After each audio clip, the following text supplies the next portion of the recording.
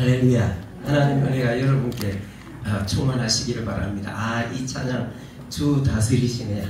참 얼마나 주님이 다스리시네. 참 감격스럽습니다. 우리 다시 한번 하나님께 영광의 박수를 돌리도록 하겠습니다. 주님께서 온 세계를 다스려 주십니다. 우리 하나님께서 눈에 보이지 않지만 이 세계를 다스리시고 이 세계를 다스리시면서 하나님의 그 나라를 이루시기 위해서 참 오늘도 하나님은 참 다스려 주시는데, 또 사탄은 하나님의 그 구원의 역사를 이루지 못하도록, 또 그래서 이 세상의 역사는 영적 전쟁입니다. 온 인류를 예수 그리스도를 통해서 구원하시고자 하는 하나님의 그 섭리와 그것을 가로막는 사탄의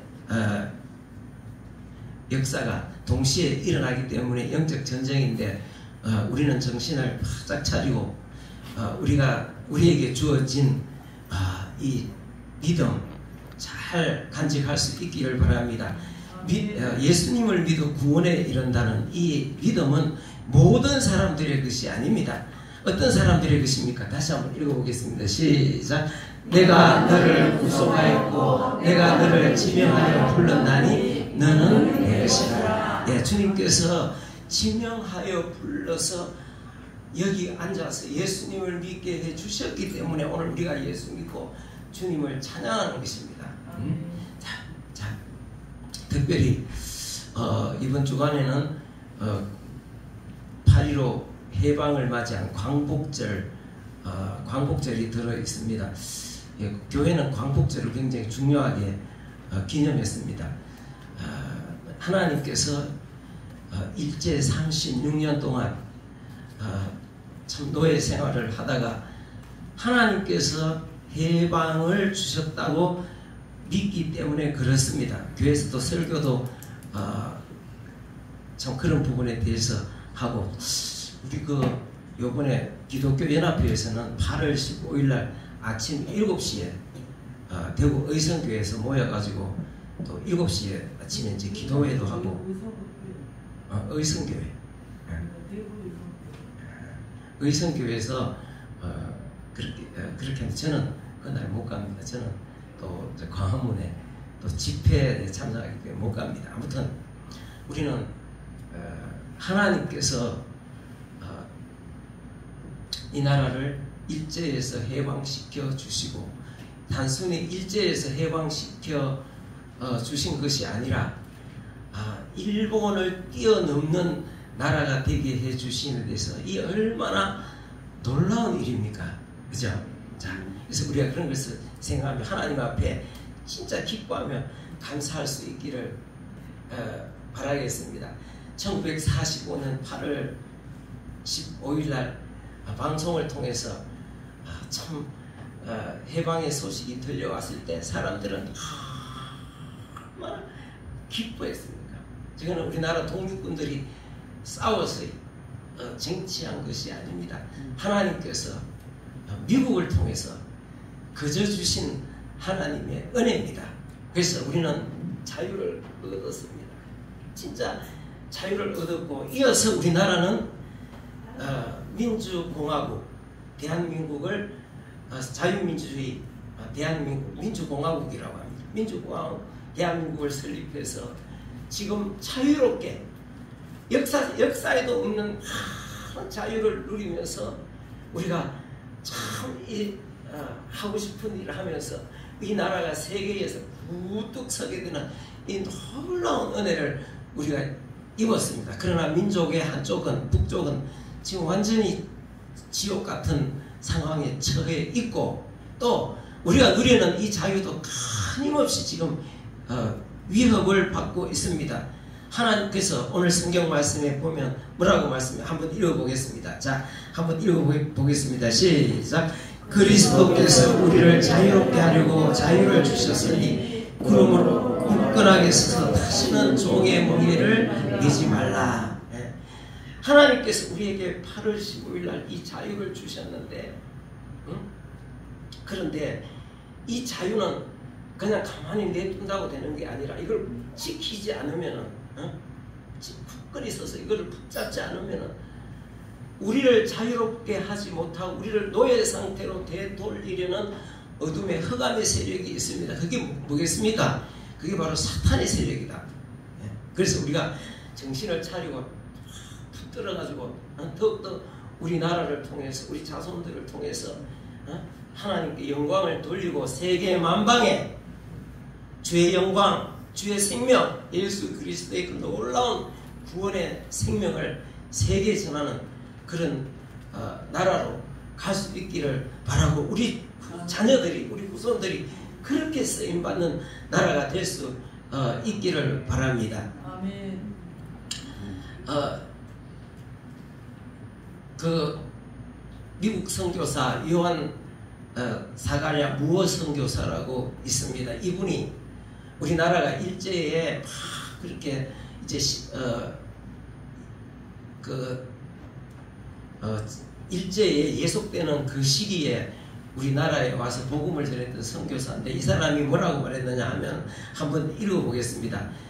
시작. 하나님께서 왜 한국을 5천년 동안 버려두셨겠습니까? 특별한 때를 특별하게 쓰시기 위해서 숨겨두셨습니다.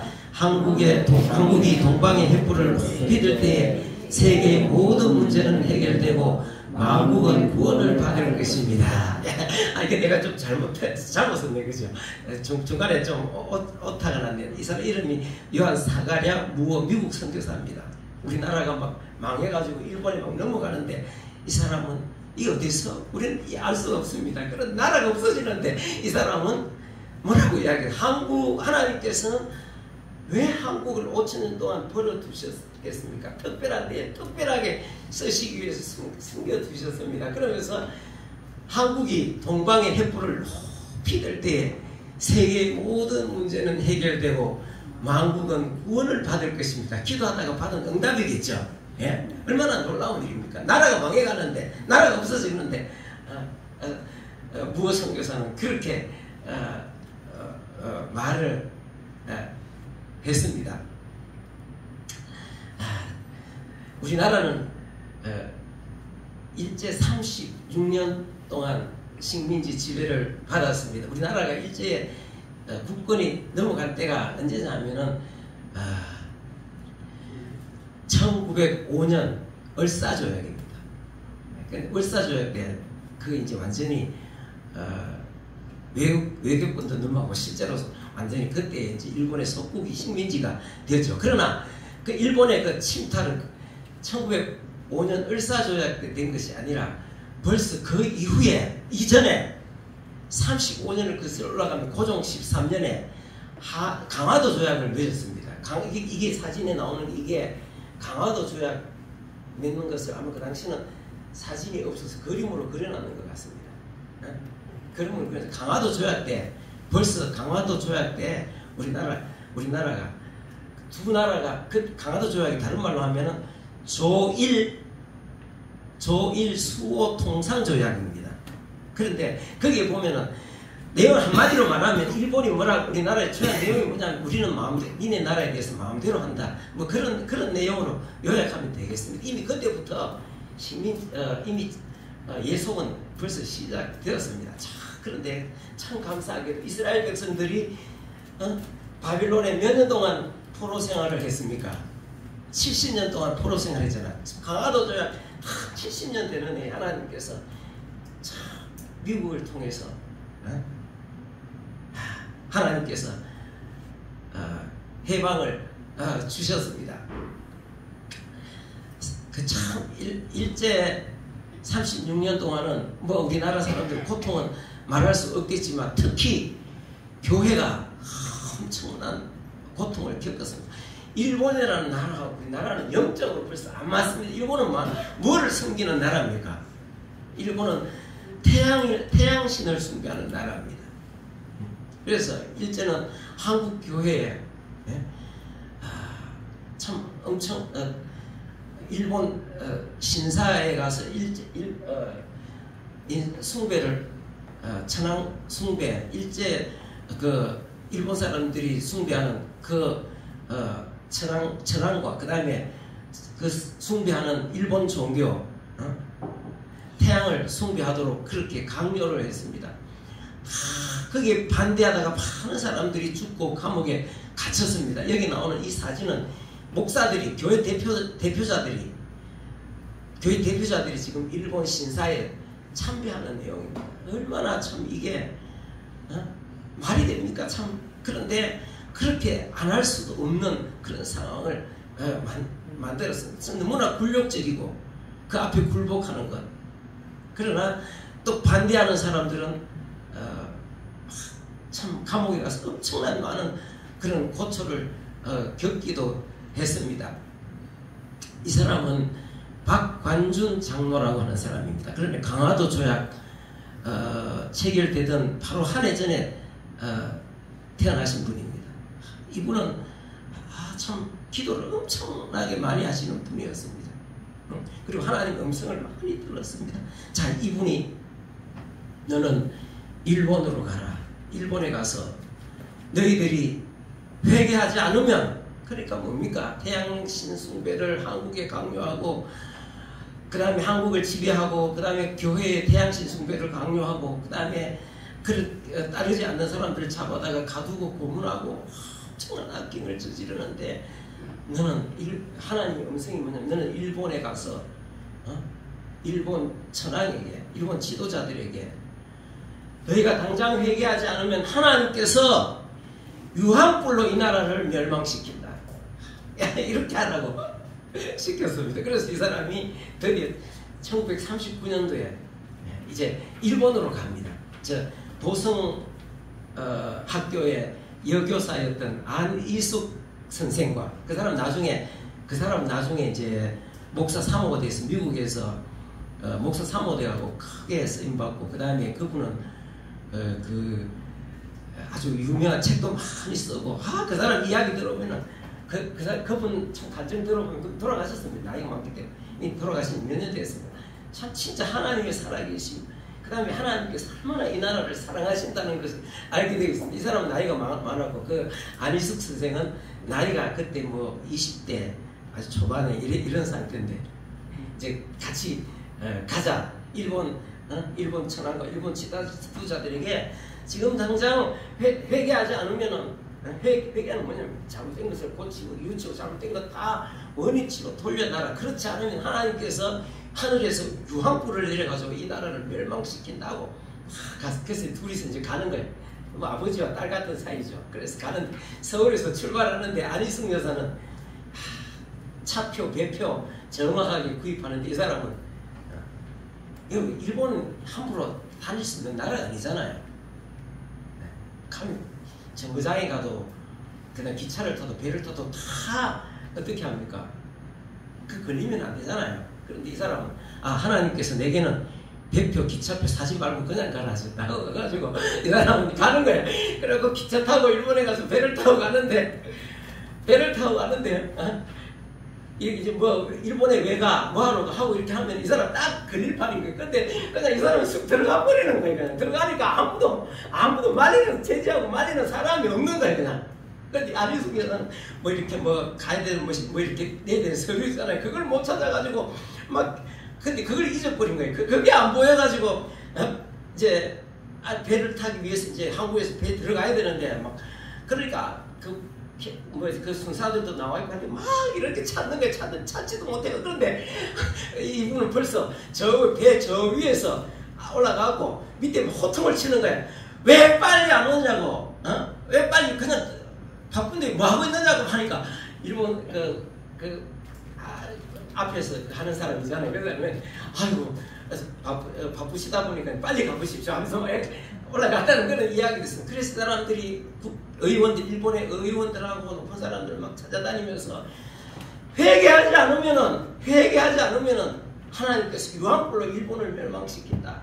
빨리 회개하라고 했었는데 참 대단한 사람들이죠. 그런데 이 손톱도 안 들어가는 거예요. 그래서 일본 의회에 가서 일본 의원들이 모여갖고 회의하는 회의장에, 의회들 우리 말은 국회죠.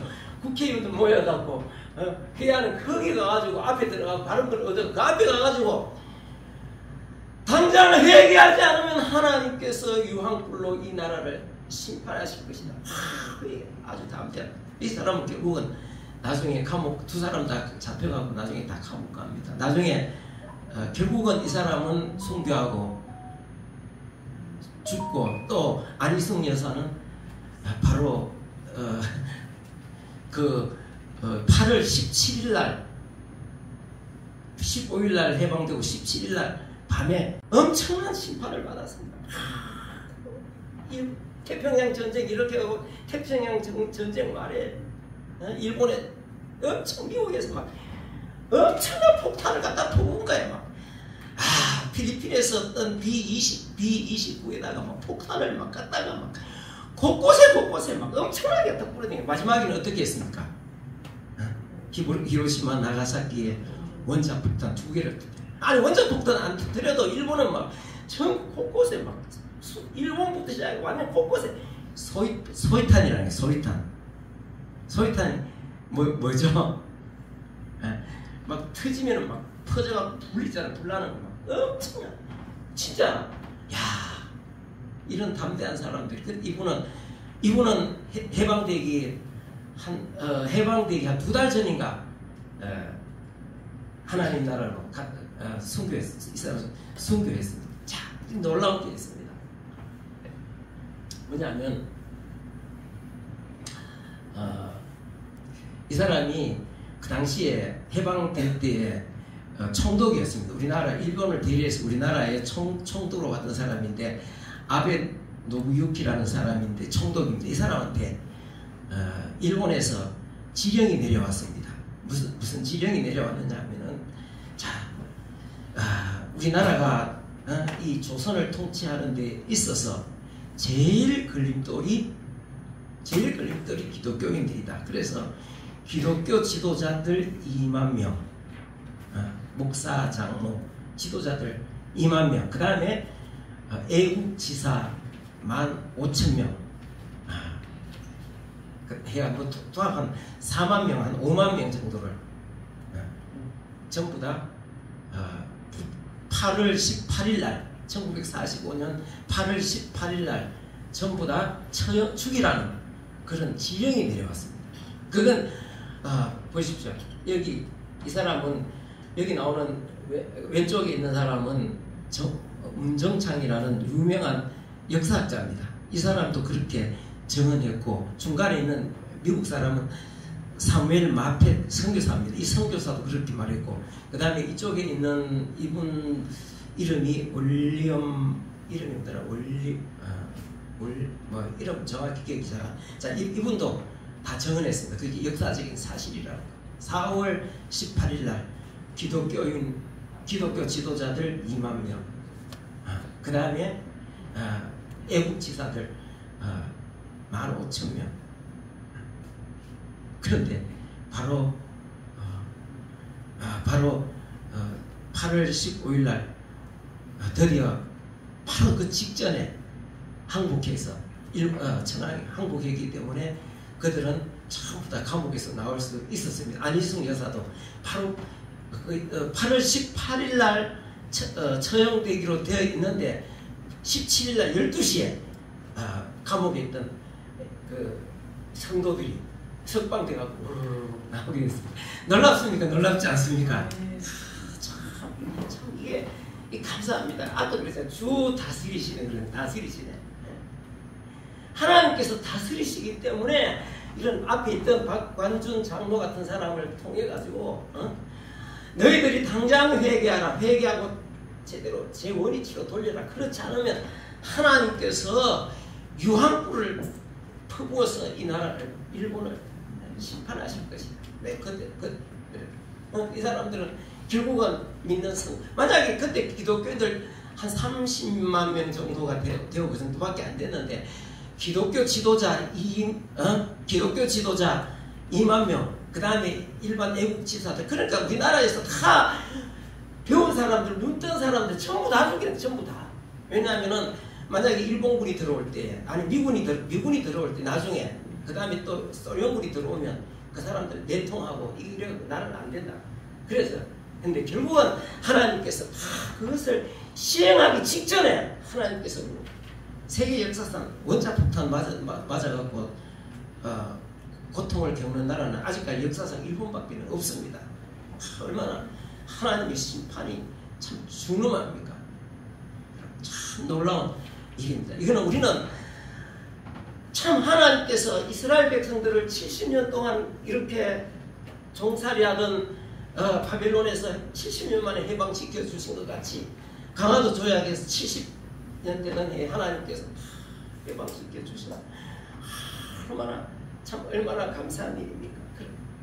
그래서 우리가 참 하나님 앞에 참 감사할 수 있어야 됩니다. 감사하고 참 그리고 우리가 참 해방은 됐지만 참 진짜 지지리도 공상을 떠는 나라가 됐으면 얼마나 또 좀 그렇겠습니까? 그런데 해방되고 나서 우리는 드디어 많은 부분에 있어서 일본을 능가하는 나라가 됐습니다. 이거는 상상할 수도 없는 일입니다. 여러분, 이거 상상할 수도 없는 일입니다.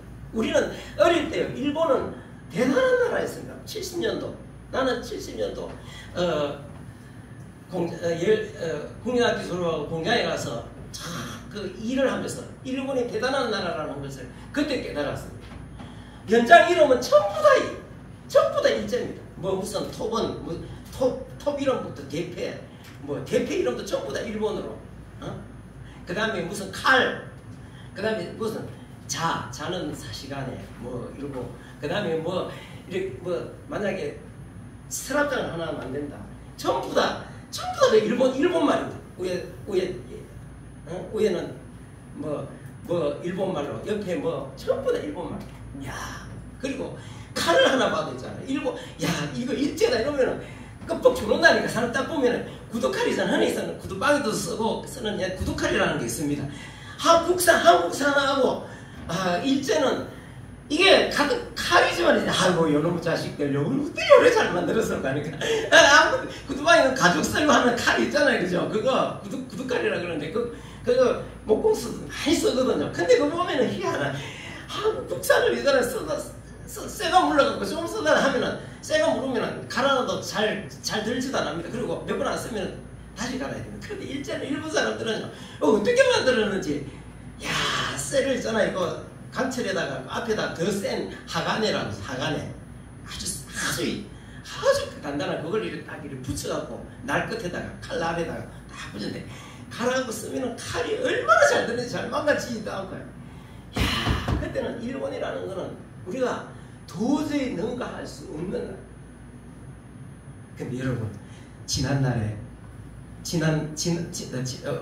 몇 달 전에 우리나라 무역이 있잖아요. 수출이 수출량이 해외 수출한 일본을 뛰어넘었습니다. 놀랍지 않습니까? 예? 일본이 옛날에 자신있게 큰 소리 뻥뻥 치던 거 다 뛰어넘었습니다. 배 만드는 것. 그 다음에 전자제품. 일본은 발치도 못 따라옵니다. 세계 전부 다 어느 나라든지 가장 고급 프리미엄 전자제품들, TV, 냉장고, 세탁기, 일본 거는 옆에서 따로. 그 다음에 철강, 상상도 못하네. 자동차, 하나남이 자동차인데, 자동차도 지금 우리나라가 지금 작년에 보면은 도요타가 세계에서 가장 많이 팔렸고, 그 다음에 우리나라가 3위를 했어요. 3위. 근데 어떤 부분에서 이미 자동차도, 전기자동차 이런 거는 벌써 일본을 뛰어넘고 있습니다. 놀랍지 않습니까? 진짜 놀라운 일이라니까. 지금 일본이 한국에 와서 급하게 부탁한 게 있습니다. 자존심 급하게 부탁한 게 있습니다. 뭐냐면은 지금 일본이 일본 엔 하잖아요. 일본 돈 가치가 완전 쓰레기처럼 됐습니다. 그래가지고 막 외국 사람들이, 야, 세상에 베트남 사람들이, 태국 사람들이 일본에 가면 엄청 물가 싸다는데 우리 그 관광 거리로 가자면서 막, 우리 김영수 지사님도 갔다 오셨잖아요. 그 밥 한 그릇에 얼마 하던가요? 예? 아니, 동남아 사람들이잖아요. 저 태국이나 인도네시아 사람들이, 야, 일본 이거 왜 이래 싸노 이러면서 일본 와가지고 그만큼 경제가 완전히 가라앉았어. 대책이 않습니다. 그래 와가지고 근데 막 동남아에서 세계에서 일본은 싼 맛으로 일본 가자 이러면서 막 얼마나 사람들이 많이 오는지 골목골목마다 관광지 사람들이 꽉 차 일본 사람들이 진절머리를 하는 거예요. 돈 가치가 그만 떨어진 거예요. 그래가지고 비행기 하도 하니까 이 비행기 기름이 부족한 거예요. 그래갖고 비행기를 못 뛰는 거예요. 그래갖고 우리나라에 와갖고 우리나라 한국에 가서 기름 좀 제발 기름 좀 항공유 좀 팔아달라고.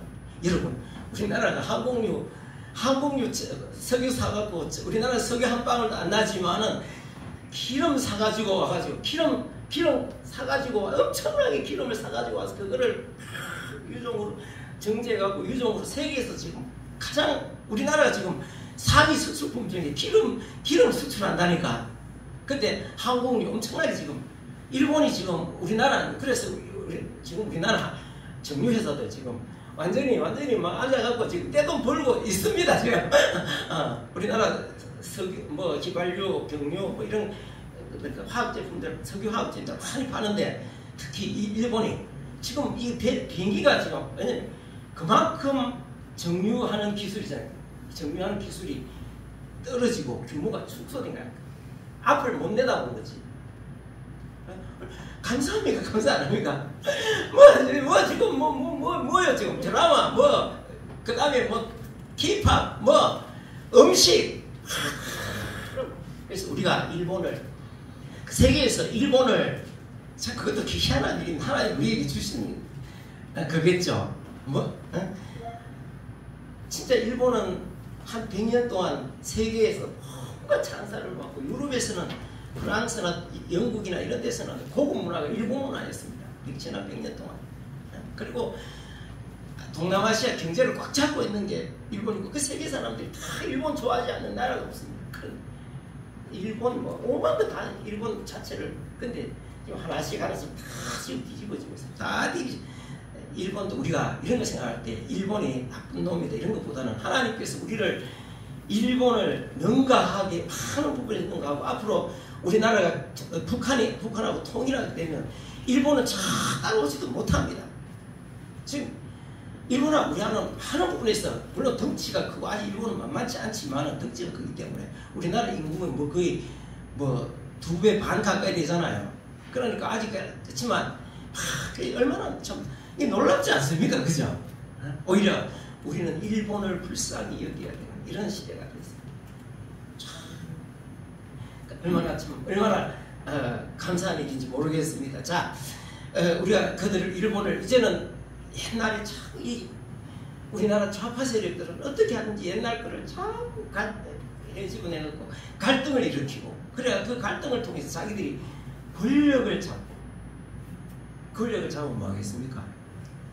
사람들을 노예화시키는 데 활용합니다.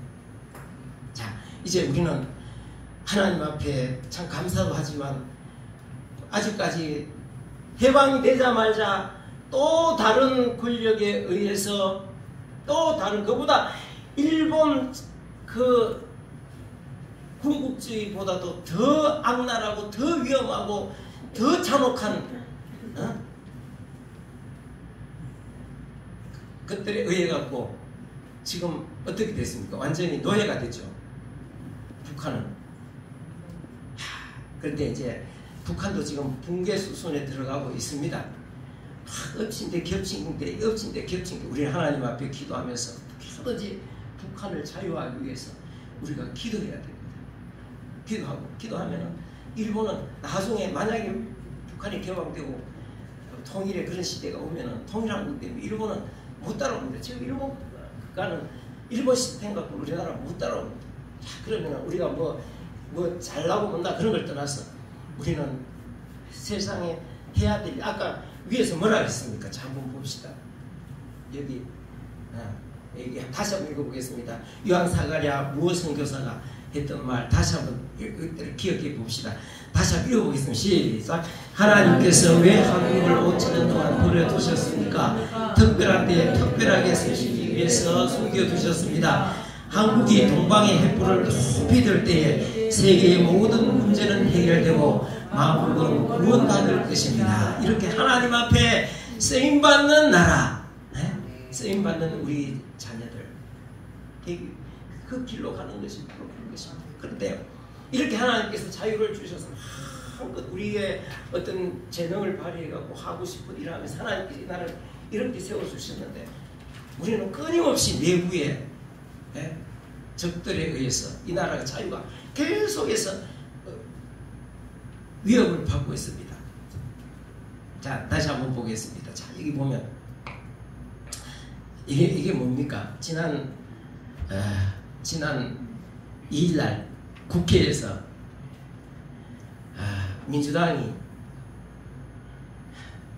전 국민에게 25만 원씩 나누어 주겠다는 법을 통과시키고 나서 좋다고 지금 사진 찍고 지금 난리가 났습니다. 여러분들 25만 원씩 받게 된 것을 축하합니다.